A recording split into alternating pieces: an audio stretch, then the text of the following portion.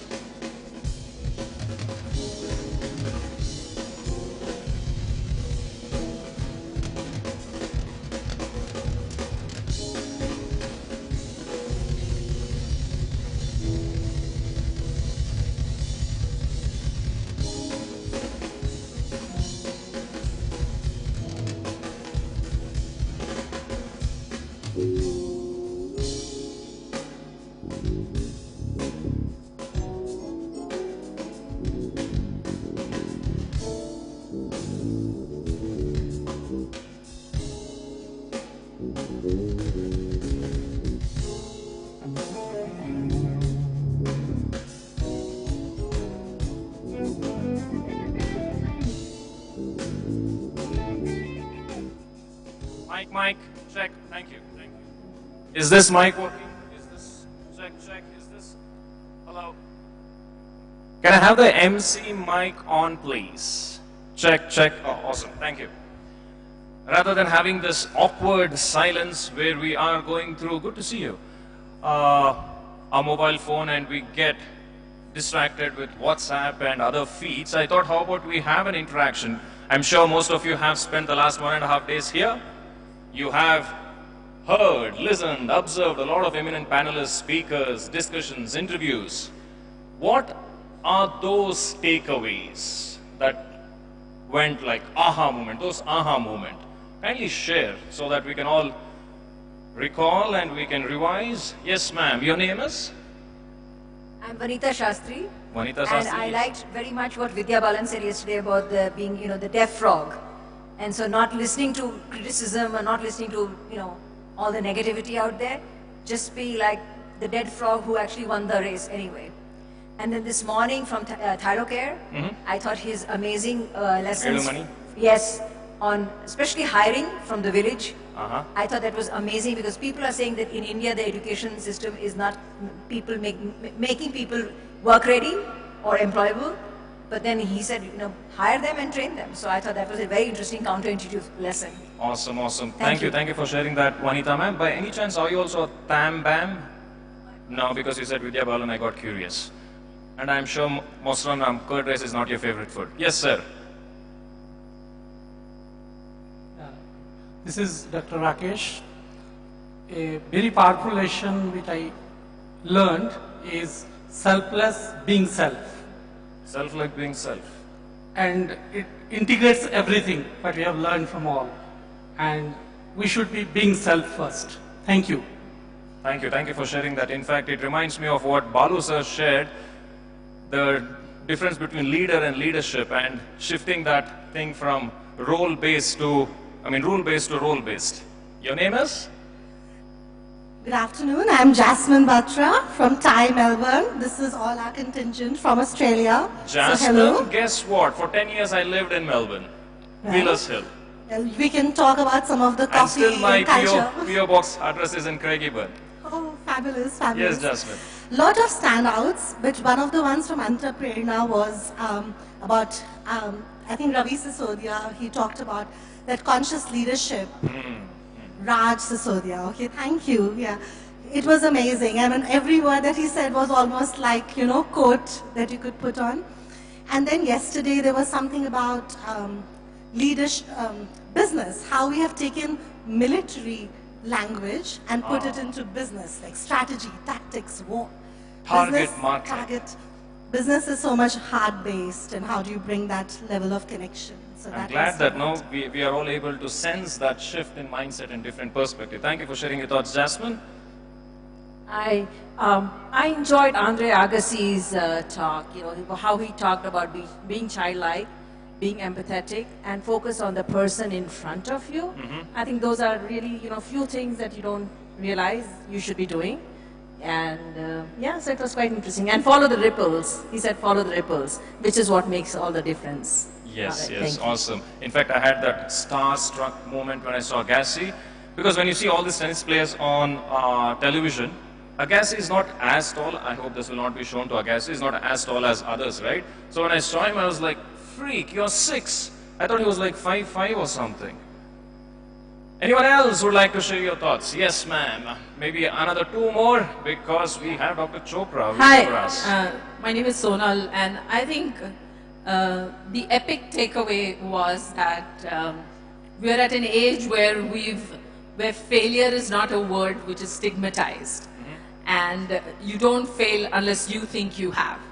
And so I thought what Ankur focused on was everything epic and about failure. Other than that, I think there was great takeaways from a lot of sessions. So, but thank you so much.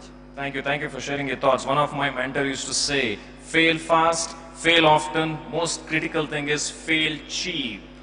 Don't take this gambler's approach of all in. I saw someone raising her hand here. Hi, I'm Savitri from Trichy, and for me today I had 2 aha moments. One was when Jeff Hoffman was mentioning like become the go-to person and people will come behind you. And second one was when Shantanu, he said, add value, greater value to your product. That will help you to become big. Yes, that's the word, V word, valuable and V for victory. It's 10 minutes past 2. I believe we should be kick-starting this session. For those of you who are sitting at the back, all the back benches, kindly make your way. Podium mic, please. Can I have the podium mic on? Alvin? So for those of you who are sitting behind the TV AV console, I would request you to please occupy the front rows, because me personally as a speaker, I get nervous when I see empty chairs. And we have Dr. Chopra, who has come all the way from US, and we want to make sure we get and hear and listen every word that he says.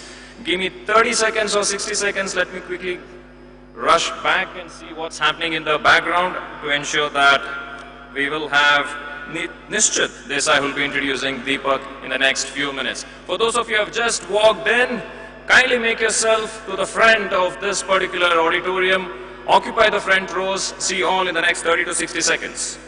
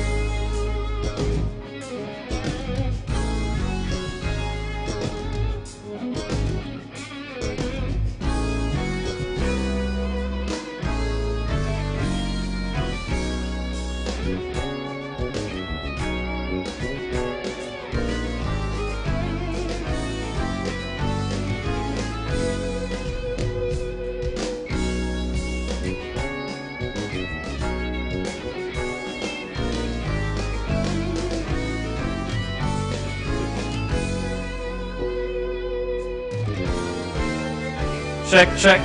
It's good to see a few more people in the audience. Let me quickly run through some of the eminent people who will be joining us here on stage later this afternoon and in evening. Immediately after Dr. Chopra's presentation, we have two amazing doctors who will be discussing on the topic of disrupting healthcare. And then we have Peter Hughes, who will be speaking on the next chapter in funding. We have already with us Mohandas Pai sir, and he has said, Chinmay, if you speak more than one sentence introducing me, you had it. So he has told me how to introduce him with that 2-page bio. Along with him, we have B.V. Naidu, who is the chairman of KDM, and they will be having an interaction with Mahavir Pratap Sharma, who is the TiE Indian Angels chair. Then we have many other eminent panelists joining us on stage. And again, Deepak Chopra will be here on stage to launch the report. And I'm sure all of us, we have watched that movie, Bombay. Arvind Swamy, he's going to be with us later in the evening. Already someone was taking out the photo to click, no, it's going to be in the evening. He's not here in-house as of now. Well, we have a few more minutes because all the mic system, everything is getting... Check. Oh, thank you. So let me take the next couple of minutes to share with you something that I learned from one of my mentors, because some of you were saying we have borrowed a lot of things from military and we have brought in to business. Now, you take any English book, if we go through the page, which is that alphabet we use the most? Which letter do you think we use the most? E? It has to be A, E, I, O, U, one of them. I, E. It is E. Now, which finger do you think we use to hit that E button on the keyboard? Right hand? Ring finger. Isn't it interesting? We use, or is it left hand, right finger? Left hand, ring finger. How many of you are left-handers, predominantly left-handers? 1, 2, 3. This is something very common worldwide. Isn't it interesting? Most of us, we are right-handers, but we are using the left hand, and no, sometimes I find it so difficult to keep my ring finger straight. Why is that we have chosen this weak finger to hit that letter E? Because before these keyboards, we had something called as typewriter. You hit that and it will hit that hammer to that ribbon. People found out they got so used to typewriter and they were so fast, when they were hitting 2 letters, it was going and getting jammed and someone had to manually remove it. So some genius came up with this idea. Find that hand, find that finger and put that E button, and that is how they came up with this. But today we don't use typewriters. But the thing is, even though we know this is a problem, do you think we can solve the problem by saying, okay, everyone who is using keyboard from tomorrow onwards, we are going to change the letter E and move it here so that you can use it in your right hand, probably with your index finger. Do you think the world is going to adapt?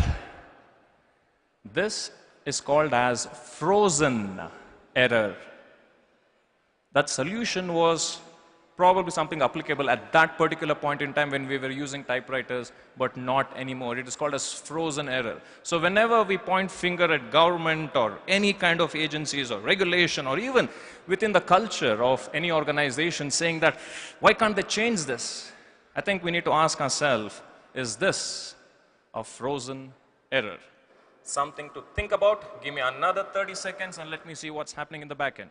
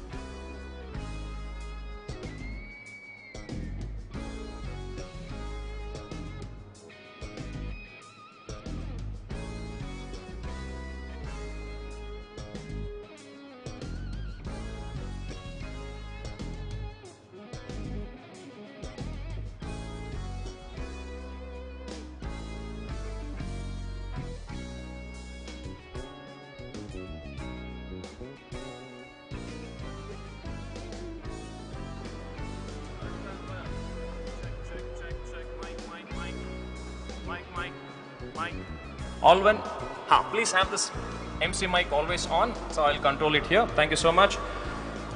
Till now, we managed to keep Dr. Deepak Chopra in a room where no one was visiting him. Now that he's out, all the other speakers are busy taking selfies. So it might take another minute or two. Meanwhile, I'm curious to know, if at all Dr. Chopra opens the forum for question, what question would you like to ask Dr. Chopra? Speak to the person who is sitting next to you. Well, please don't ask me. I will not be able to answer on his behalf. So let us practice, because at times during this Q&A session, rather than asking questions, we make statements. So the person sitting next to you, your elbow buddy, have a short conversation. You know what? I would love to ask this question to Dr. Chopra. And if you're very clear about that, please let me know what that is. Let's see if that is an interesting question. What, are you playing musical chair? How to live for 150 years plus. How to live for 150 years plus. In fact, yesterday I called my wife and she was like, oh, Chinmay, 100 years I was thinking of you. And I asked her, with you or without you? Yes, sir. Who will win if we put you, that is Deepak, and Shashi Tharoor together? The question is, who will win if Deepak Chopra is having a conversation with Shashi Tharoor? If that happens, I'm going to sit there with 2 dictionaries. Yes, ma'am. So he talks a lot about subconscious and supraconscious minds. I want to hear more about that actually. It's very simple, never mind.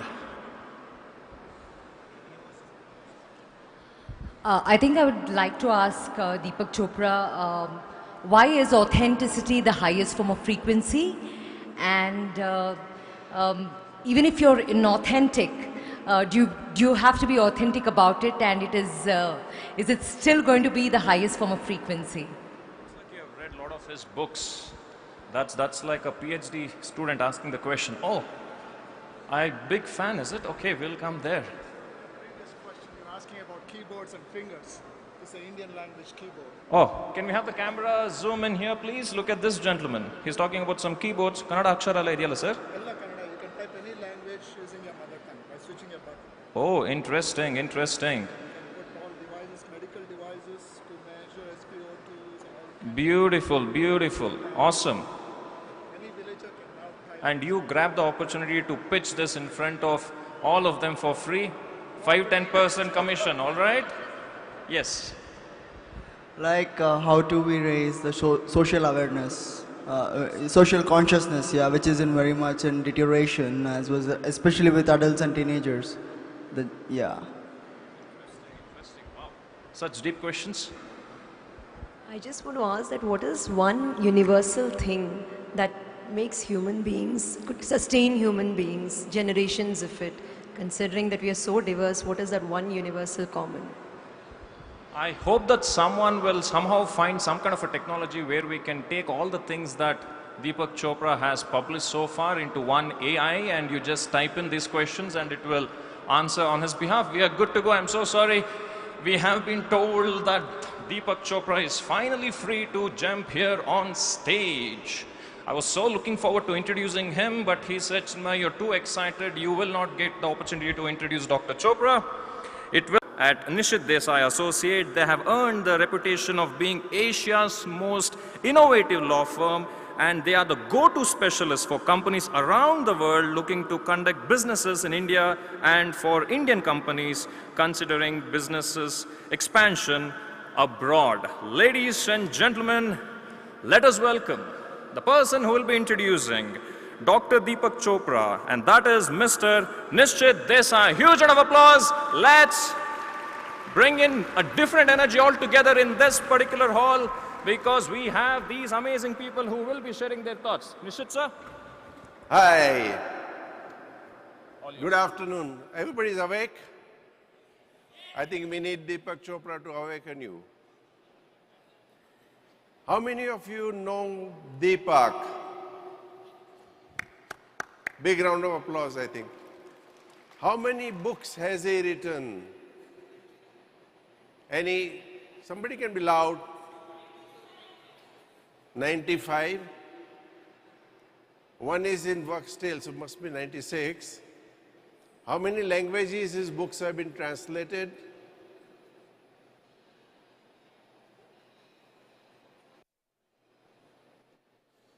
How many languages his books have been translated?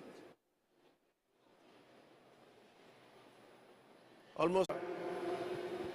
A great sage and scientist. He is a medical professional, but with a great sense of spirituality, and how he combines the spirituality and science and the business together. I think that is what we are going to listen to this afternoon. He is going to tell us about mindful entrepreneurs. I think we are all mindless sometimes, including myself, because we keep on working harder and harder and harder. And I think hard work is a solution, but I think mindfulness is something very important. And what do we need to be conscious about? What do we need to do? What is the role? I think you will be thoroughly enjoying listening to Deepak. And I don't want to take away his time, because he's a good friend, long time. But at the same time, I can't take away his time. I think it's all for you. So may I request Deepak? Welcome. Thank you. Thank you. Thank you, Nish. Welcome. How's everyone? So,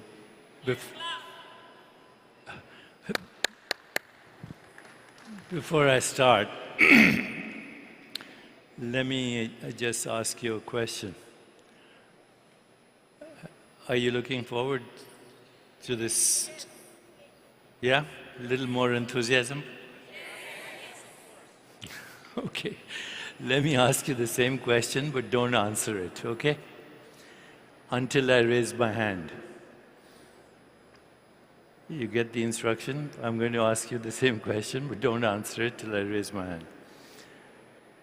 Are you looking forward to this event?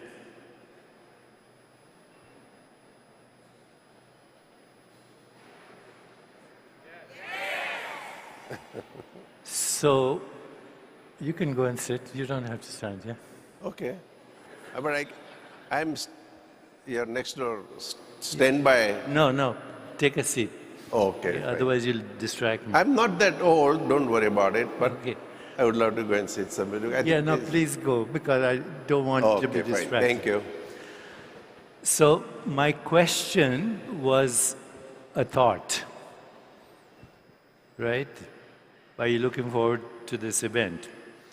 Your answer was a thought. In between is you, which is not a thought. So let me ask you the same question. Don't answer it, slip into just being aware. Are you looking forward to the event?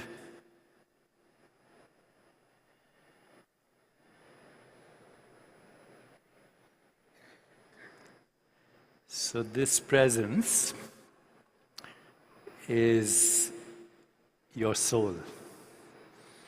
It's not your mind, which might be saying, I wish I'd gone to the bathroom before the lecture or something. And the reason I bring this up is all this conversation about mental well-being. There's no such thing.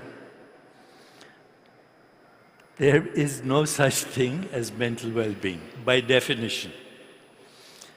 Your mind is always vacillating between pleasure, pain, up, down, hot, cold.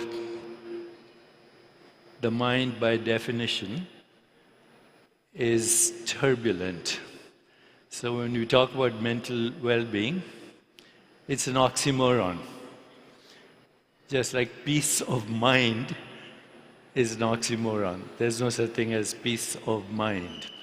The mind is never at peace. What is at peace is what is being overshadowed. And it's being overshadowed by social constructs, religious constructs, rituals, philosophy, science, technology. And so what is overshadowed is your being. What is overshadowed is your being, your presence. So when I use the word presence, it's the same thing as awareness, same thing as consciousness, same thing as fundamental reality. And that consciousness that we speak of is not in space-time. So right now, as you're listening to me, turn once again to that which is listening. As you're listening to me, turn once again to that which is listening. This presence is not in space-time. It has no form. And because it has no form, it doesn't have a border. Everything that has form has a border. So, no form, no border, infinite, spaceless, timeless, incomprehensible, unimaginable, but without it, there's no experience. So every experience is finite, but the background of the experience is infinite. And if we can just take that presence wherever we are, then that presence by itself is peace.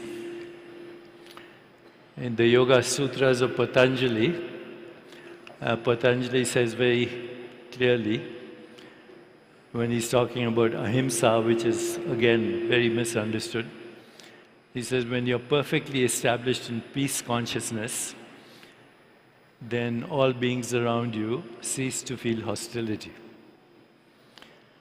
Once again, when you're perfectly established in peace consciousness, all beings around you cease to feel hostility.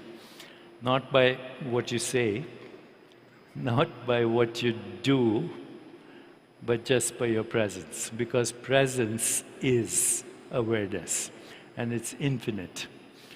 It's incomprehensible, it's irreducible, it's fundamental, and there is no experience. This is what modifies itself into what we call mind, intellect, ego, the physical body, prana, the experience of the world. The experience of the world is awareness modifying itself into perception and cognition. But that which modifies itself, which is your fundamental reality, is neither conceivable nor perceivable. I'll repeat that. Who you are is neither conceivable nor perceivable. And therefore, no system of thought, no philosophy, no science, no religion, no theology, no doctrine, and no mythology will give you access to that. We spend our entire lifetime with all these amazing disciplines of human thought. But human thought is a product of awareness, and thought cannot give you access to awareness. You have to transcend thought. So right now there's a lot of talk about longevity. You have the slide, health span, reversal of aging. And I don't think I can say anything new to you, because these days information is everywhere. All you have to do is go to ChatGPT or Perplexity and ask the right question. ask the right prompt, you'll get the answer.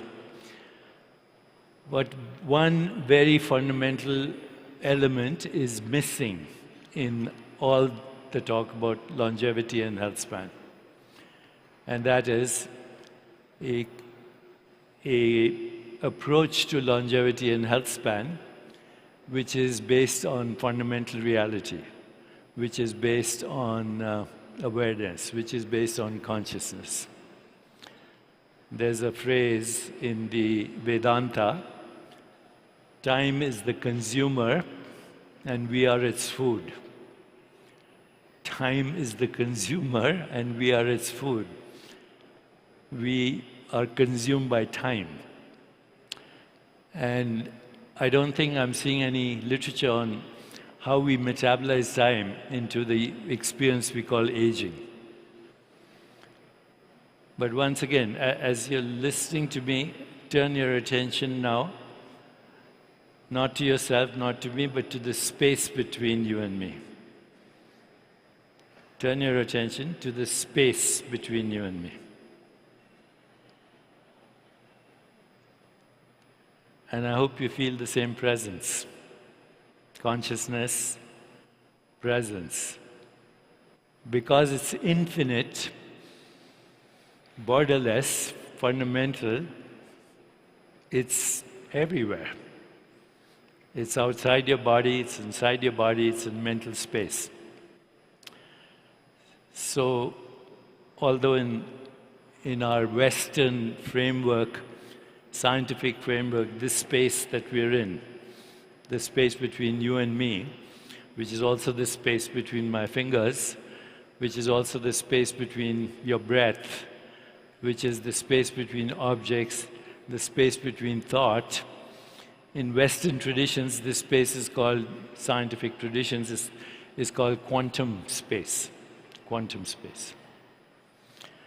But in our Eastern tradition, this quantum space is not only imbued with energy and information, and we now know that a cubic centimeter of space, empty space, a cubic centimeter of empty space has more mass energy than the entire visible universe, which is 2 trillion galaxies. 2 trillion galaxies, 700 sextillion stars, uncountable trillions of planets, according to the latest findings, James Webb Telescope, 60 billion habitable planets just in the Milky Way galaxy, based on what is called the biosphere. But 1 cubic centimeter of space, empty space, has more mass energy than 2 trillion galaxies. But if you go deep into this, from our tradition, this is not only Akash, it is Chit Akash. Akash is infinite space, but Chit Akash and Mahadakash is the immeasurable potential of all that was, all that is, and all that will be. Space between my fingers is one with intergalactic space. Space between your breath. And this physical space is referred to as Bhutakash. Now, just close your eyes and put your awareness inside your body. Feel your body. Feel the sensations in your body. If possible, feel your lungs expanding and contracting. Even feel your heartbeat, if you can, with a little awareness. And now you have entered something called interoceptive space. You can open your eyes. So this space is perceptual space. The space inside your body is interoceptive space. Now close your eyes and imagine that you're looking at the Himalayas, snow-clad mountains. Imagine that you're looking at a beautiful sunset on the ocean. Imagine that you're looking at the face of someone you love. Imagine you're looking at a lush green valley.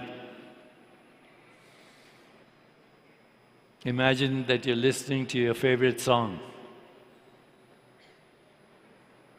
Imagine red roses. Open your eyes. That's another space. It's called mental space. It's called Chitakash. And now close your eyes, feel your body, and experience it totally without form. Spaceless, timeless, borderless, infinite. And what you're experiencing right now is Mahad Akash. Mahadakash, Chitakash, Bhutakash, interoceptive space, perceptual space. This is who we are. Everything else is a story. Okay, so about 40,000 years ago, Homo sapiens, you and I, we differentiated from other life forms, including other hominids, because we created a language for telling stories. And with that language for telling stories, we created all kinds of stories. Stories of biology, astronomy, physics, mathematics. And today we have large language models and AI, which can access every single human endeavor in telling stories. But stories about reality are not reality. Just like the menu you see in the restaurant is not the meal. You can't eat the menu. The map is not the territory. You have to actually access through transcendence. And as you know, in our literature, we have 3 states of consciousness: waking, sleeping, dreaming, but beyond that is Turiya, beyond that is Turiya Tatta, beyond that is Bhagavad Chetna, beyond that is Brahmi Chetna. And each state of consciousness determines its own biology, its own brain physiology, its own perceptual reality, its own cognitive understanding. So my work, which began as an endocrinologist and neuroendocrinologist, and then neuroscience, and then integrative medicine, is now focused only on what is called the hard problem of consciousness, and the nature of fundamental reality, where the universe is experienced as a modified form of consciousness, and mind, body, intellect, ego, and the physical world are a unified process in that consciousness. And this is nothing new. It's part of Vedanta, it's part of Kashmir Shaivism, it's part of Buddhism, but it has huge practical implications on how we are dealing with society. So I know this talk is about entrepreneurship, and I talk to young entrepreneurs every day, and I remind them, as they talk to me about their last exit, I remind them that we have a final exit, it's called death. And no matter what exit we have had, if the final exit is not graceful, then it's been a waste of time. So if you're an entrepreneur, be sure you have an original idea. Don't be a copycat. Be sure that it's disruptive, that it's a new story, new context, new meaning, new relationship, that it entirely changes the paradigm. Otherwise, you'll just be a copycat.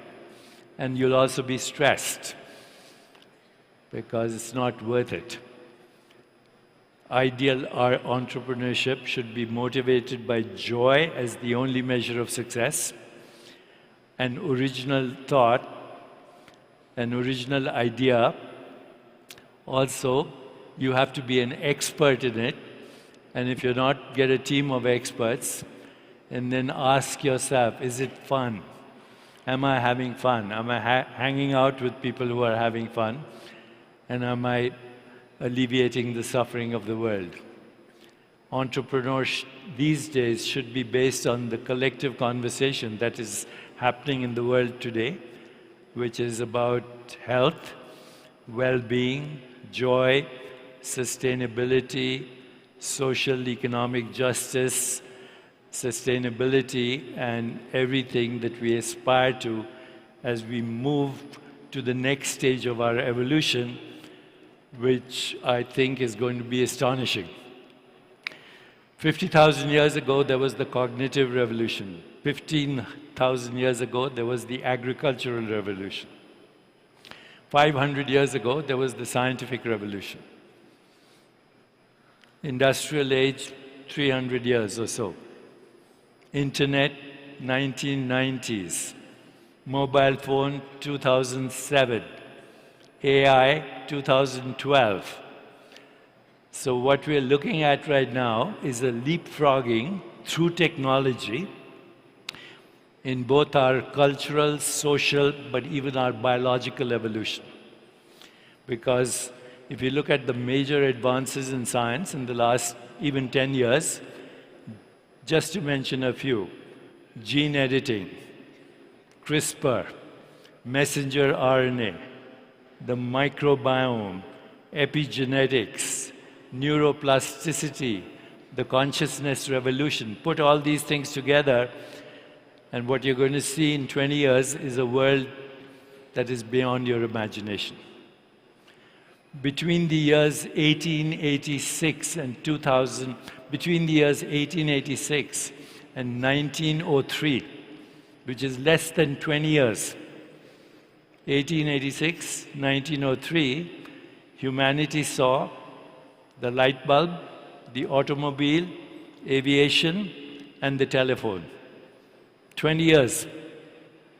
So if you had been stranded on a desert island in 1885 and you were rescued in 1905, the world you entered, you wouldn't know it. And that's going to happen in the next 20 years. Health span is going to take a leap where disease will become optional. I don't have time to go over all these three. The slides are there. You can check them out.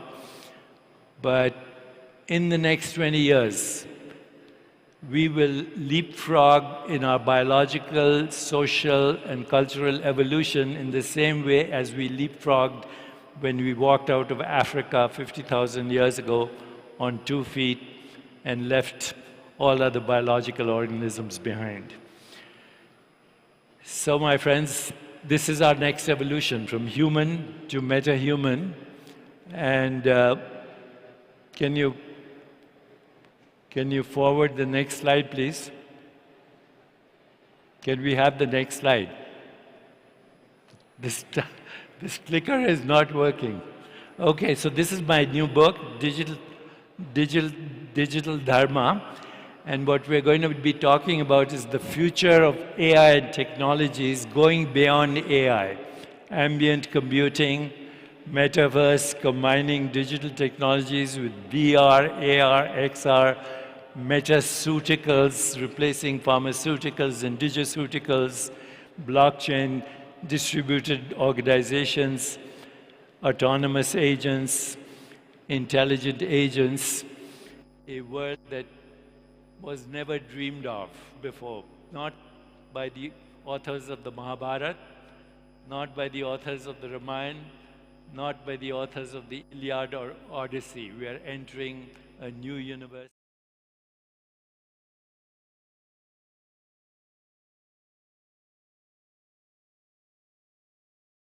This is my latest book on how to use prompts to actually access the deepest reality, but it's a journey you will have to take for yourself. This is my digital twin, Digital Deepak, and you can go to deepakchopra.ai or you can download the QR code and ask any question that humans have asked for the last 40,000 years about health, well-being, and spiritual intelligence. Thank you. Ladies and gentlemen, let's give a huge round of applause to Dr. Chopra, who has traveled all the way from US to be here with us and to share his pearls of wisdom. One of his quotes that I always remind myself is, no matter what the situation, always remember you have a choice. Now, the next segment is a panel discussion on disrupting